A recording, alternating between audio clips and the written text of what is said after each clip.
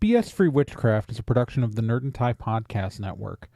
Nerd and Tie produces podcasts ranging from actual play to true crime, and you can find more at nerdandtie.com or join our Discord by going to nerdandtie.com/Discord.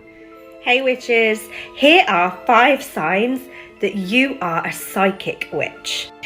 Number 1, discounting anything medical. You see flashes, orbs, you often get high-pitched ringing in your ears, you hear things that other people can't hear. Number 2, you tend to have relationships that have very, very little boundaries. You find it hard to set firm boundaries. Number 3, you tend to feel other people's emotions and you really get a sense for how they're feeling. Number 4, you just know something without even really having a clue. And number 5, you like a lot of alone time. You are quite happy in your own company.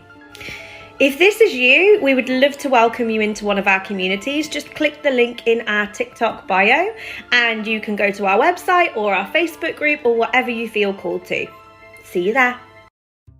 Welcome to BS-Free Witchcraft, your monthly guide to the modern witchcraft movement, minus a lot of the usual, bullshit. I'm your host, Trey Dorn, and what you just heard at the beginning there was the audio from a TikTok uploaded by The Pocket Witch, all one word, and it was about how you could be a psychic witch.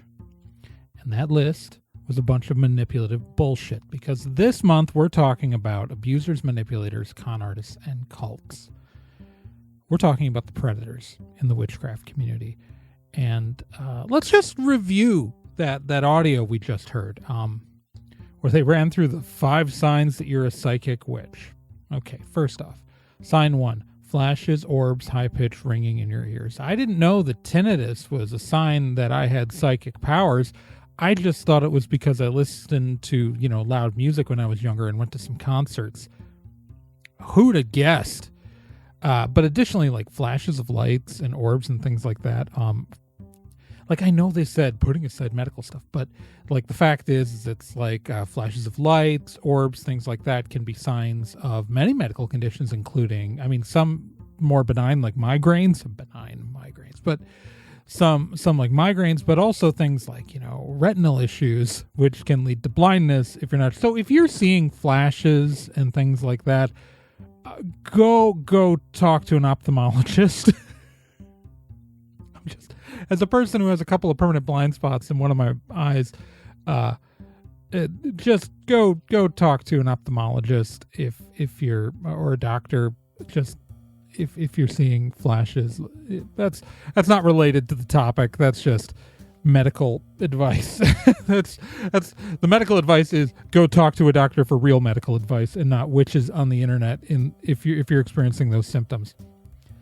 But the rest of this list gets a lot scarier, because the second sign was they tend to have relationships with bad boundaries.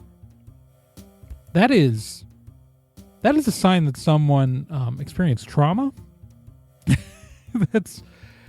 That is a sign that someone experienced trauma. It's a trauma response to have bad boundaries. And again, we hit that with sign number 3, where you feel other people's emotions. Now, this is a hot take that may anger some people, but most people who describe themselves as empaths aren't having some sort of psychic phenomenon.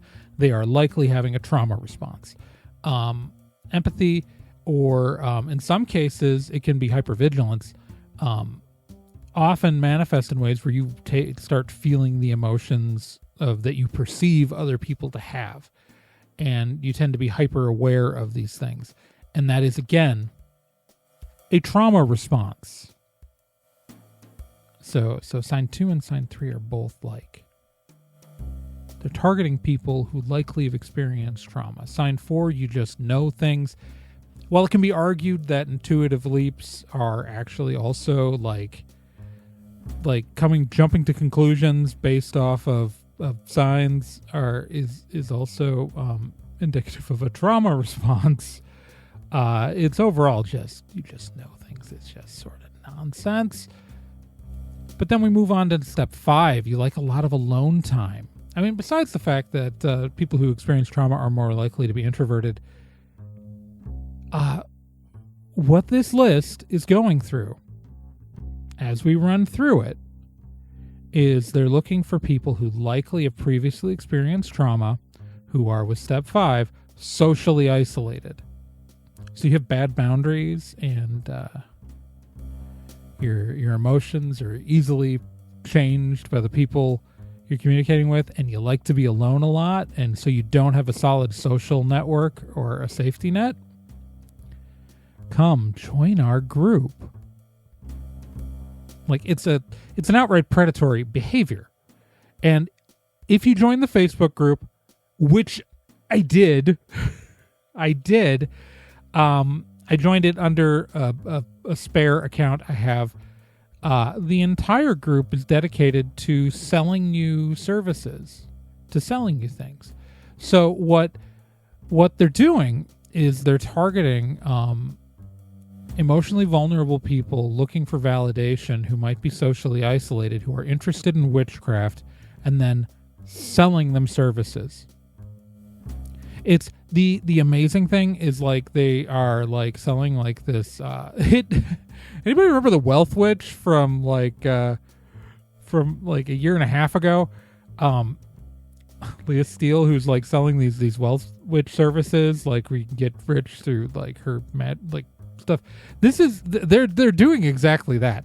They are doing that exact scheme where, like, I looked into the Pocket Witch. It's a channel run by 2 people, and what they're selling is this program to, like, where you could like financially profit off of witchcraft. And look, guys, I got to tell you something. I have nothing against like casting a money spell or anything like that, but if witchcraft could make you rich, these people would not be selling these programs because it's their primary income. If they had a magic technique to draw money to themselves, they would just use it. And their primary income is selling you these courses. So again, targeting emotionally vulnerable, isolated people to take their money.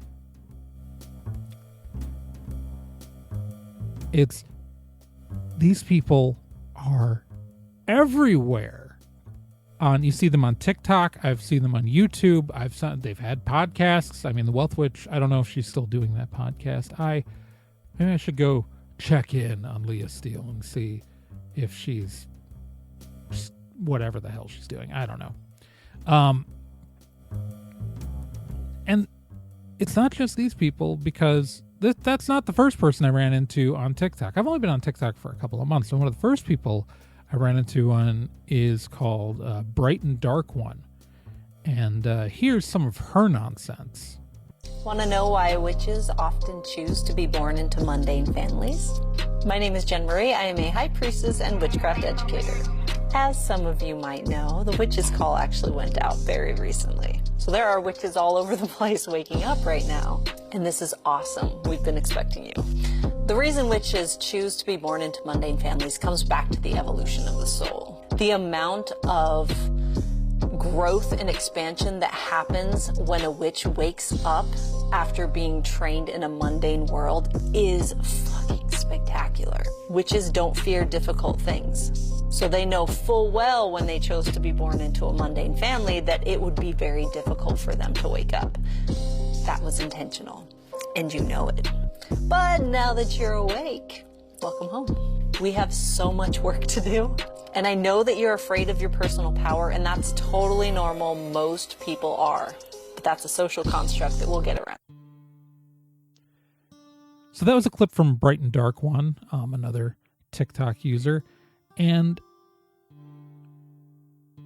what you might be asking yourself? What do you mean choose to be born into a mundane family?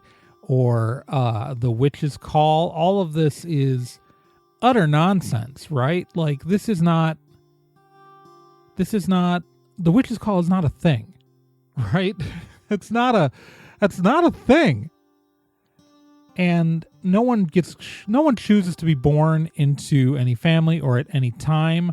And so, like, she literally has a video where she blames the pandemic for, she says we chose to be born during the pandemic, which is such an amazingly weird take because of course we all pick to be born into like a awful thing. Like the entire concept that we chose our circumstances to be born into is deeply offensive to anyone who ever had any sort of trauma, because it's effectively blaming people for being traumatized. But from the way she pitches it, the way Bright and Dark One pitches it, is that it's about you being special, and tries to turn it into you're chosen, you're special. And when you end up looking through her stuff, what she wants you to do is go to her website and pay her for shadow work services. That's right. She is selling shadow work services for not a small fee on her website. Now, for those of you who don't know what shadow work is, it's actually a psychological technique. Comes out of Jungian stuff, and not everybody even buys that shadow work as a psychological technique works, but that's where it comes from. And I've seen this weird trend in witchcraft lately where people have like incorporated shadow work into their witchcraft, which is really strange to me. But importantly, you should never pay anyone to help you with shadow work who isn't a trained or licensed therapist, right? Like, someone should have like professional certifications to bring you through any sort of therapeutic technique, right? Bright and Dark One, this Jen Marie, does not have those, as far as I can tell. There's no listing of certifications on her website. It is utter nonsense. And so she is selling these techniques, again, trying to make people feel special, to make people feel good about themselves. And we have to keep an eye out on the community for people like this. And this is what people do. All right. They find vulnerable people. They find people who want to feel validated. This is why colleges especially are people target colleges for cults, because you have people who are feeling lost and feeling isolated, who are looking for validation. And there are plenty of people getting into witchcraft right now who are feeling isolated and alone, and it sucks. But like, they're looking for that community. They're looking for something bigger. And so unfortunately, the witchcraft community is rife with people. And once they've found these vulnerable people, often trauma survivors, or they're people who are depressed, or people in, unhealthy home situations. Like, it is true that a lot of people feel the need, like especially younger people living at home with their parents, like who might not feel like the witchcraft is accepted in their household, who might not have a support network, or people who've moved out and like don't necessarily have that. These people are vulnerable, and they're in our community, and these are the people these manipulators and abusers are targeting. And when they find these people, what they do is they start by love bombing. Love bombing, as a psychology professor Margaret Singer wrote in her book, Cults in Our Midst, and is writing about love bombing as a cult recruitment tactic. She wrote, "As soon as any interest is shown by the recruits, they may be love bombed by the recruiter or other cult members. This process of feigning friendship and interest in the recruit was originally associated with one of the early youth cults, but soon it was taken up by a number of groups as part of their program for luring people in. Love bombing is a coordinated effort, usually under the direction of leadership, that involves long-term members flooding recruits and newer members with flattery, verbal seduction, affectionate but usually non-sexual touching, and lots of attentions to their every remark. Love bombing, or the offer of instant companionship, is a deceptive ploy accounting for many successful recruitment drives."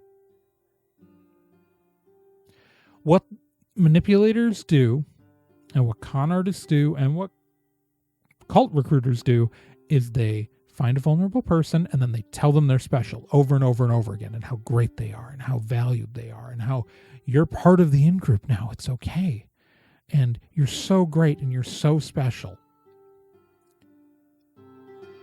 It's what they do.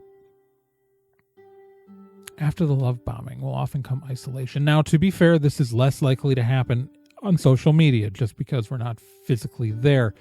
But they will try to like have these conversations about the quote unquote truth out of the public eye. They'll invite you to a private group. They will, try to get you to join some sort of Discord. Join our Discord. Our Discord's public. But like join some place that's off to the side where they won't be in the public eye.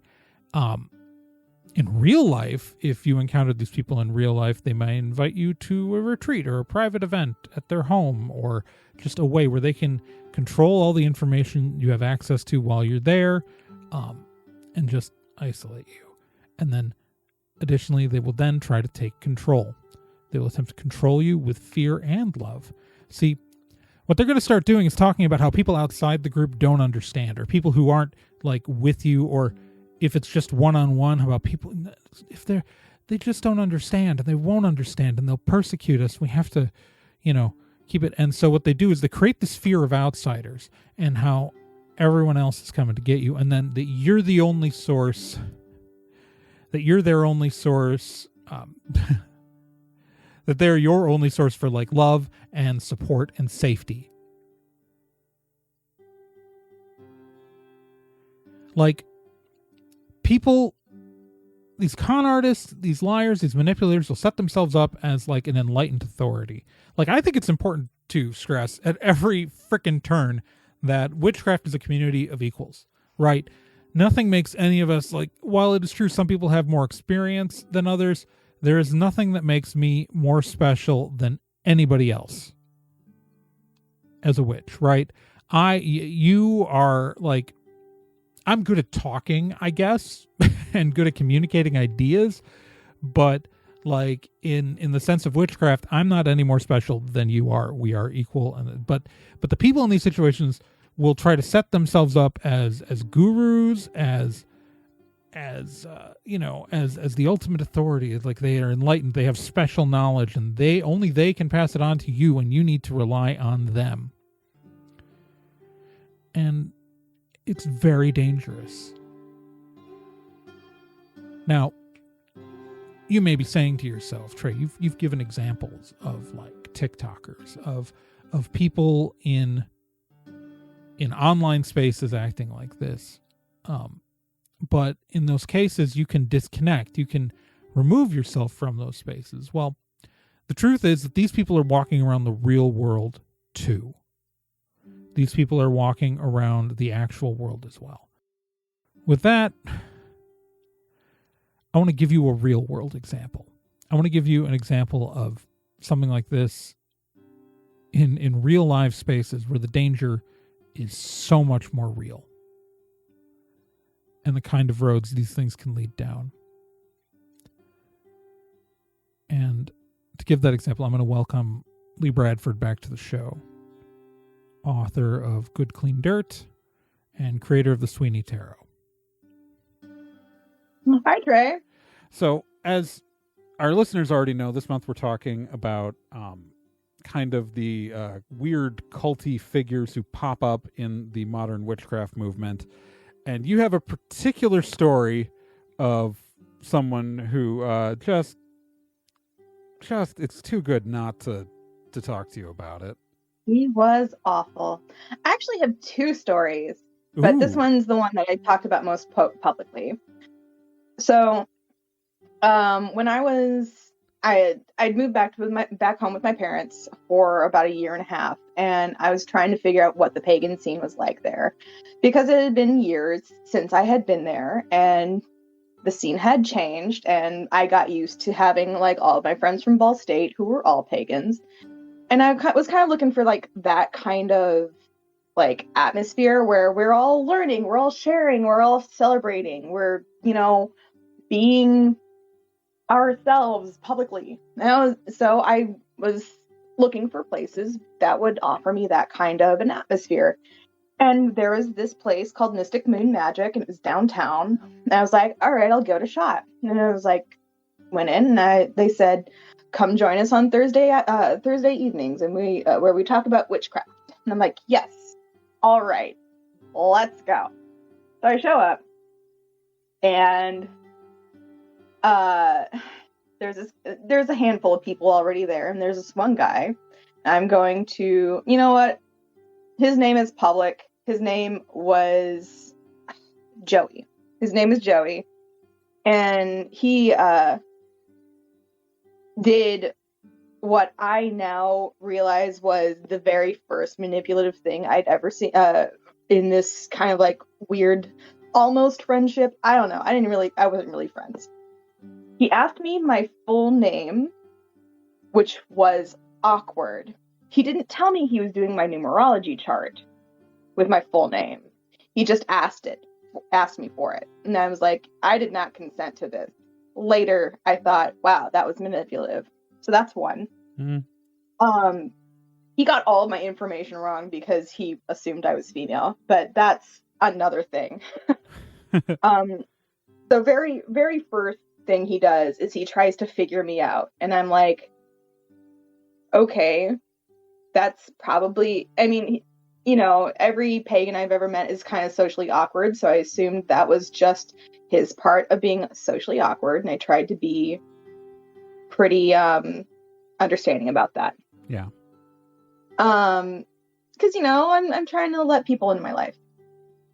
So we sit down, we all start chatting, start all hanging out, getting kind of not cozy, but, you know, kind of, you know, loosening up and talking about pagan stuff.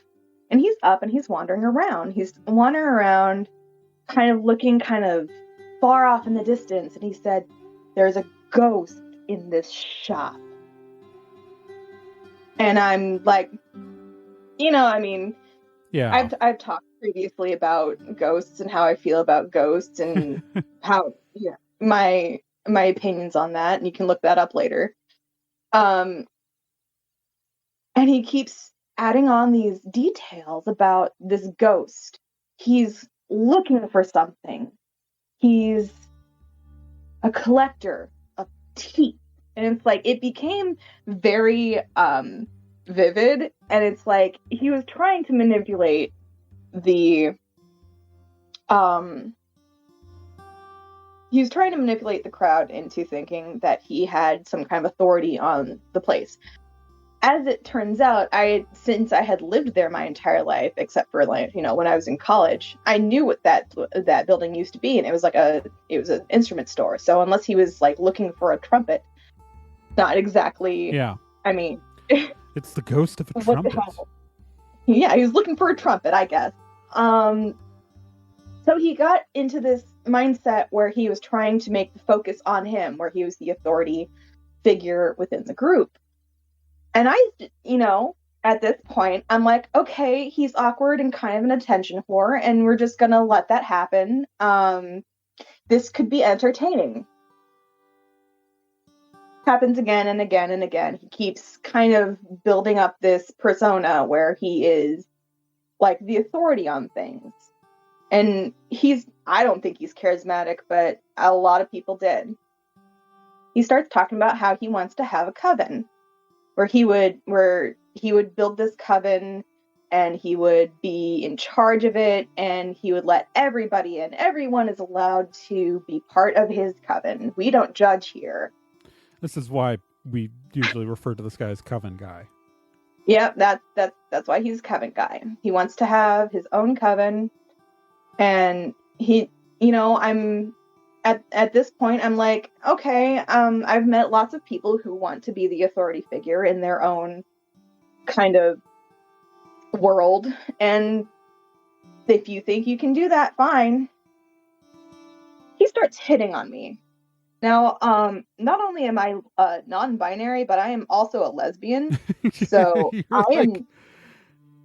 Yeah. I don't. Go ahead. No, I was gonna say, when I first met you, like, I'm a person who people don't necessarily ever read as queer immediately, but I will tell you, when I first met you, many years ago, you were really clearly not a straight person. It was, you know. See, you pick up that vibe. A lot of people don't. The bow tie was a clue. The bow tie was a clue. I do look fantastic in a suit. Everybody looks good in a suit. It's true. but I was throwing out like every single fuck off vibe, and he was still trying to get me like into his life somehow. And I'm like, strong no. Strong no. So I just kind of like let that slide. A lot of people don't get it. I let a lot of things slide because I thought maybe he's just harmlessly awkward. There's a little story here that kind of segues into this.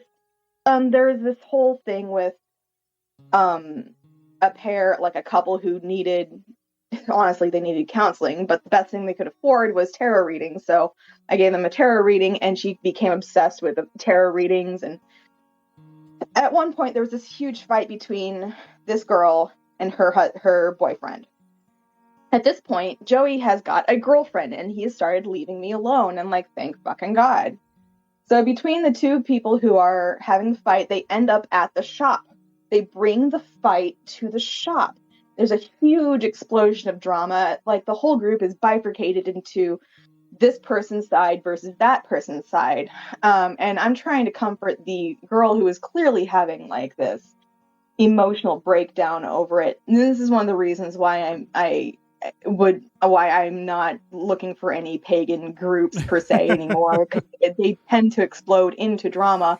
Yeah. And I don't think people who are looking to start a coven realize that you have to be the pure mediator for all of these people. Yeah, no, it's and so, we're of course talking about like traditional use of the term coven. I know that these days on social media people tend to toss the word around more than maybe I like. The term circle is great for talking about larger loose-knit groups, guys. Coven's more of a, like, when we use coven in this context, we mean like closed smaller groups that like would actually be doing a lot of like ritual and stuff together. And yeah, that's an important differentiator to those who might not be as familiar with like who might be familiar with other people using coven more loosely. Yeah. So, you know, I'm sitting out there, I'm trying to comfort this girl, and I'm starting to lose my patience with her because she's starting to say really horrible things. Joey comes out. He wants to help too. His idea of helping was like, so she said something to the effect of, I might as well become a lesbian. I give up men. And obviously I'm pretty offended by that. Yeah. Like, it's not always great. Thanks. And I'm like, you probably shouldn't say that in front of like a lesbian. So Joey comes out and he hears me say a lesbian, and later he apologizes and he says, I'm sorry for hitting on you so much. I didn't realize you were a lesbian. And I'm like, you didn't also read the giant fuck off vibes? Thanks. But then he sits down with a cigarette and he says, you know what's great about Megan, my new girlfriend? She's bisexual. That means that we can have two girls. And I'm like, you are disgusting. You are so disgusting. I want to punch you. Also, that's not how monogamous relationships work. It's not. Like, I wanted, like, even though I had said flat no, I have a girlfriend. I'm in a committed relationship. I don't want anything to do with you specifically. He was still hitting on me. So he was just constant, and he was always trying to get something out of everyone who was there. So it was becoming very, very clear that his purpose there was not friendly. Yeah. So Joey kind of worked at the shop, so you couldn't really escape him. So if you went there, he was there too. This kind of put everybody in an odd position where they had to react with him in some way, shape, or form.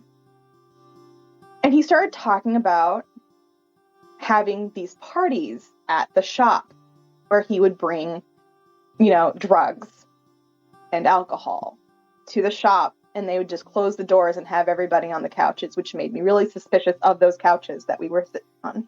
Yeah. And I start hearing about he's inviting everyone that comes to the shop, and sometimes there are children at this shop as young as 13 years old. Yeah. And I said, I'm like, I have to draw a line here somewhere. And I'm thinking this is it, because I don't want, like, he was trying to sell me on this quote unquote drug that did not exist. he was making stuff up for the purposes of sounding more mystical. Of course. It's a strong hallucinogen. He was trying to create this situation where he was in 100% control. But then I left. I was like, I'm done. We're done. One of the things that kind of clued me in on this was his girlfriend asked me for a tarot reading, and I said she wanted to know if the rumors about him were true, and I didn't know what the rumors were, and it basically said, this is not a safe relationship for you. Like, not to toot my own horn on tarot readings, but it's like, it gave me a lot of really strong signs about, like, you are going to get into a lot of trouble if you stay with this man. I'm trying to put my opinions aside, but, like, this is the tower. It's bad. Oh, dear. I don't know much about tarot, but I know enough. I stayed with him, and I'm like, I can't continue to watch this. I draw the line at the drugs and at inviting children to these parties. I'm leaving. So I left. And then 2 years later, he's arrested, finally, for accounts of stalking, pedophilia, administering drugs to minors. There's a long list. He's got 90 years with good behavior. It's that bad. Yeah.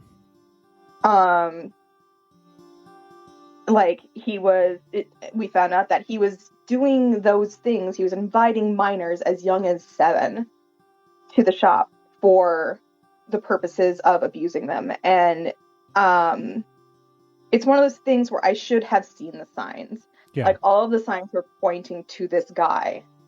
And I'm like, it very slowly became a not equal platform for everyone to speak. Like, so I started seeing it, and now I can't unsee it. Right. This was a person who was using tactics of manipulation and abuse to get what he wanted, using the supposed mystical power, or like the lure of the mystical and the lure of the unknown to approach his victims. Mm-hmm.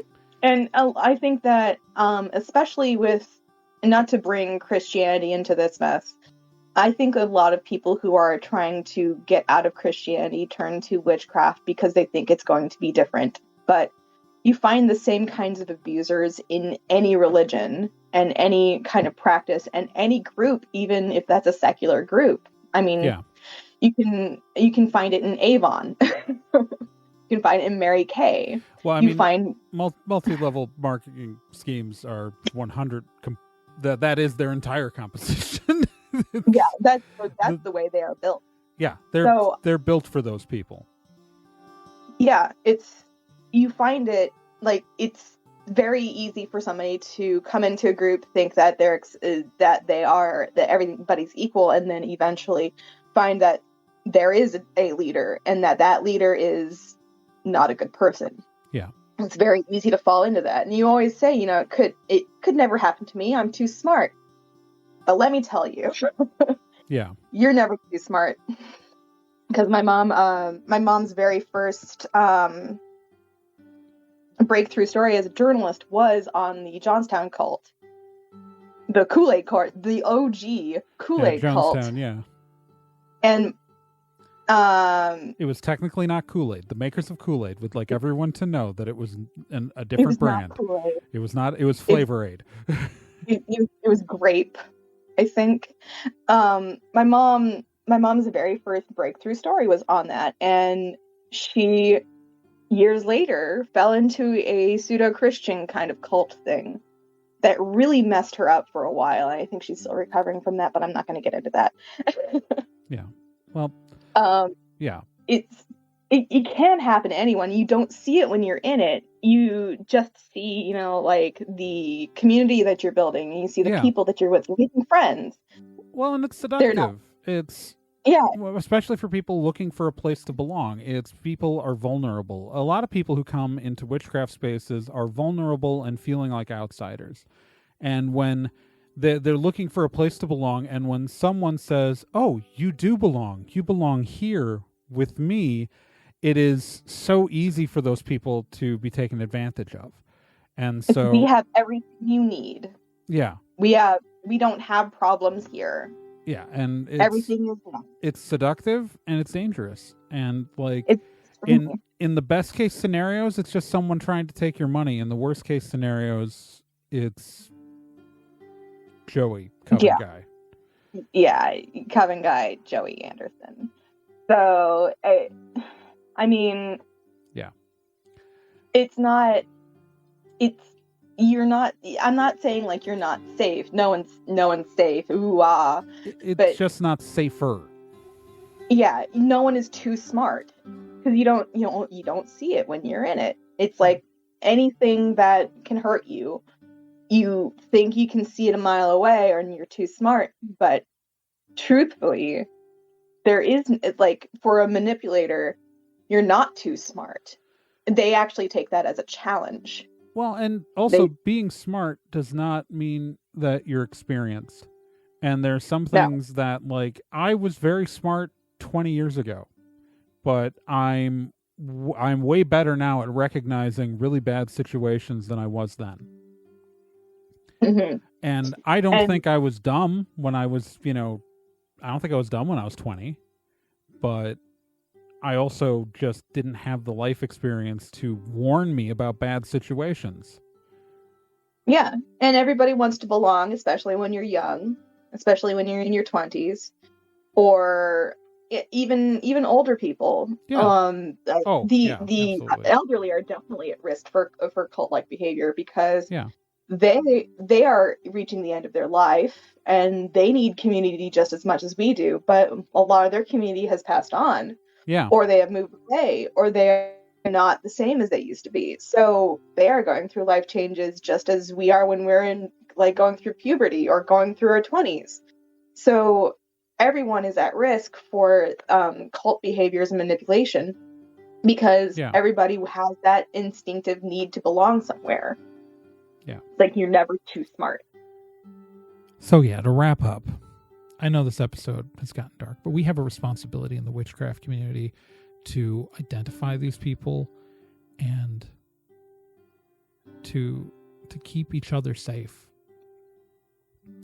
Because the fact is, there are people who are naive, who are getting into witchcraft, who don't know, who are vulnerable, who don't know to see these warning signs, who don't know that there are these abusive, manipulative people. And they have been in the witchcraft community since the beginning because they're in every community. Anytime there is anytime that there's any sort of spiritual movement where people are searching for enlightenment, there's always someone there to take advantage of it. You see it in Christian groups.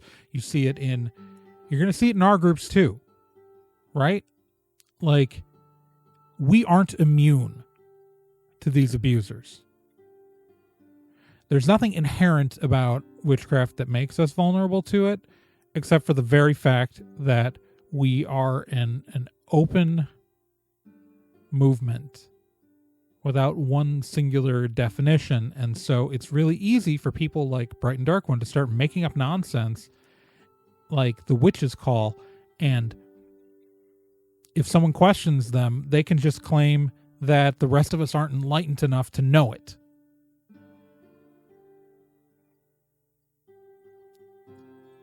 It is up to every single one of us to call this stuff out. Years ago, I made this post on Tumblr about how I don't trust witchcraft teachers, and I got a lot of flack for it and a lot of hate.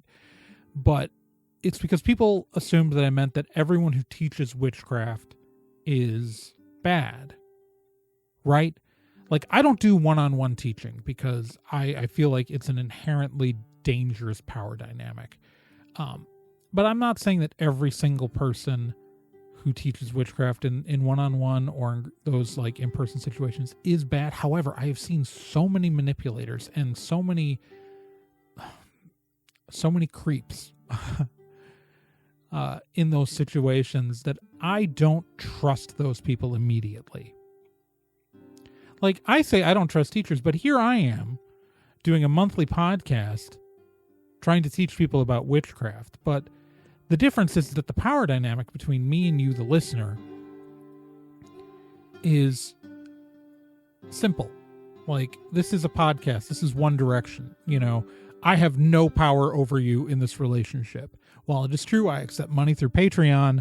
This is, for the vast majority, like it's a microscopic portion of you who contribute to my Patreon. The vast majority of listeners of this show, this is a one-way relationship, and that's fine. That's part of what it's here for. Like, I have no power over you. Now, if this were a one-on-one situation, though, there would be a power dynamic. And because there are people willing to abuse those power dynamics, when someone tells me that they teach witchcraft to people, they have to earn my trust in that situation, because I immediately look at them sideways because of the number of manipulators and abusers who I have seen in the witchcraft space who just take advantage of the fact that there are vulnerable people seeking something larger. Because whenever you have any kind of movement, be it, you know, witchcraft, you'll see this in many other religious movements. You see this in Christianity all the time with these smaller cult-like churches, or even some larger cult-like churches. There are people who use anyone looking for any sort of spiritual largeness or some sort of connection, even if it's just a connection to nature and it's not necessarily a religious thing. These are people looking for something more and outside of themselves. And you will find abusers will always come in and try to say, I can give you that. I can unlock the secret. And they've been in the witchcraft community since the beginning. So it's just, we have to find these people. Like, when we encounter these people, we have to call them out, and we can't let it be okay. We can't just like stay silent to avoid drama, which I see the attitude of so many people who like get mad at me for like raising a ruckus. Like, cause the two TikTokers who I mentioned early in the episode, I have called both of them out, and people got mad at me for it. Not a lot, but some. And like, it's just like, this is a danger, and it's bad. And I'm sorry that this wasn't a fun episode. Sometimes we have to do the not fun episodes. Sometimes we have to talk about things seriously, and it sucks, but that's the responsibility that we all have. And not everybody has these tools to identify. And hopefully, if you didn't, and you listen to this episode, you have some of those tools and you understand the seriousness of this. Because it sucks. It sucks. And now I have to segue into the outro. This is awkward. Anyways, BS-Free Witchcraft is made possible by our Patreon patrons.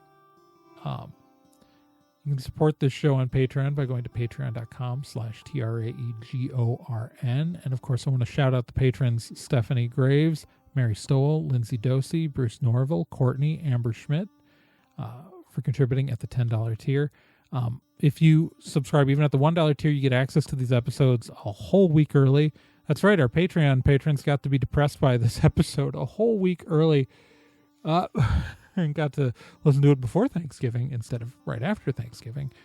I know that not all my listeners are in the U.S., but I'm in the U.S., and I'm thinking about Thanksgiving when I record this, so it's just a thing. If you can't contribute to the Patreon, that's fine. I understand. That's cool. But what we could do to help the show then is to rate and review us on iTunes and other stuff.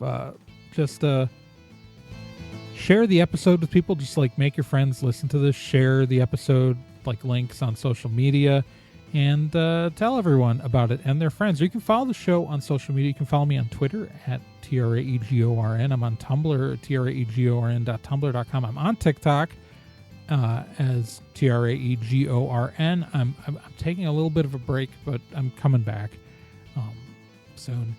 I started to burn out, so I took some time off. Also, you can follow the show on Facebook at facebook.com/BS-Free Witchcraft. Follow it through the page. Through the page. Because boundaries. besides that, BS-Free Witchcraft is part of the Nerd and Tie podcast network. And remember, we have a Discord where you can talk to myself or any of the other show hosts. And you can find an invite for that at nerdandtie.com/Discord. Additionally, we have a lot of other great shows on the Nerd and Tie podcast network.